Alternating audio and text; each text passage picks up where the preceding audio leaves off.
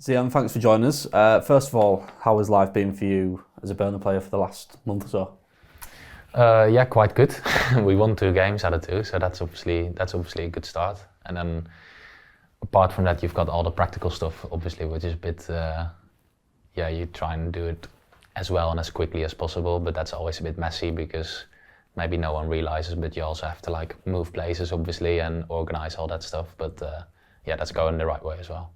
And you made your debut at Leeds a couple of weeks after joining in what some people say is the toughest fixture in the Championship, but obviously came out on top, got a good result. What did you make of your first game for the club? Yeah, that was very enjoyable. Obviously, I like Leeds, to be honest. I like playing away there. This was my second time. I always enjoyed to like play at those like proper English grounds, like Turf Moor actually as well, to be honest. But where there's good atmosphere and when you just feel that the game has got a little bit of extra, and then if you win it, obviously that makes it a lot better. You mentioned Turf Moor there. Just looking at last weekend, stoppage time winner at Turf Moor, your first time playing there as a Burnley player. What did you make of that sort of the afternoon and the experience? That was good as well. Obviously, Turf Moor, I've played there also only once the year that you guys went up. So it was my first start, I think, in the Championship even. I always liked Turf Moor as well because, as I just said, like I like the old school, like proper English stadiums with nice atmosphere. And then obviously, you can't get a better atmosphere than a 94th minute winner. And just in terms of the dressing room, we've spoken to a few of the players the last couple of weeks, and a lot of the new lads have said the connection, the bond within the dressing room with the players that have also been here a long time as well. There seems to be a real connection. How have you found the dressing room and the group that you're with? Yeah, I think the group is surprisingly good actually, considering the amount of changeover there has been, not just over this summer, but even over the last 1 or 2 weeks of the window. Everything like seems to mix in like quite naturally and quite well. So it was a comfortable environment to like step into as a new player, and I think that's always nice. And you're no stranger to the Championship. You're well aware of the fixture schedule. We're at Oxford this weekend, Plymouth at home, and then a Lancashire derby, Preston before the October international break. Are you one of those players that thrive off the quick turnarounds and lots of games? Yeah, I did like that, to be honest. Or I still like that actually.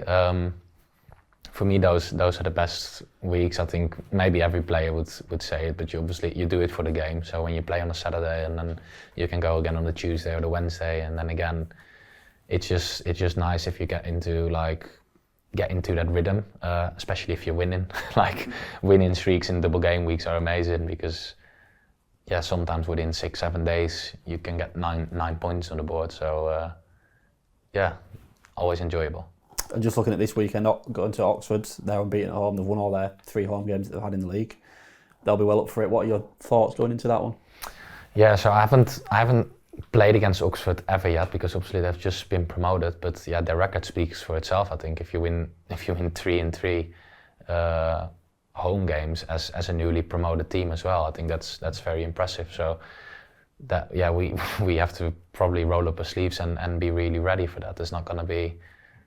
There's definitely not going to be anything easy in that game, and they are also going to be full of confidence. Even though that we're coming down, we're a big team and whatever. But if you've just like won 300 bounce at home, I can imagine that they'd be like, "Go on then, let's see what you've got." So I think we have to be ready for that attitude of them and be ready for like a proper fight and a proper game probably. And then finally back at home on Tuesday for the first 2 home games next week. How important will it be to sort of finish strong ahead before going into the break, get some good results over the next couple of games?